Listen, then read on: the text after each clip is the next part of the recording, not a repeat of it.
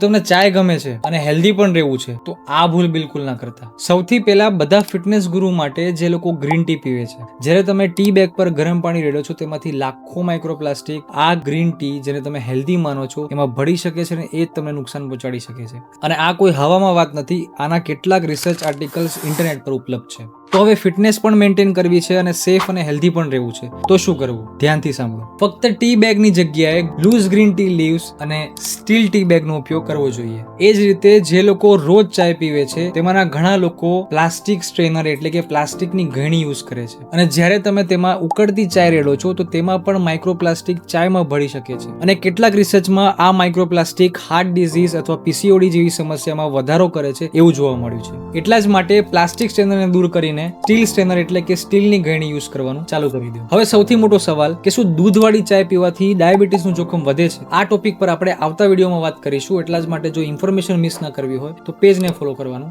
ના ભૂલતા.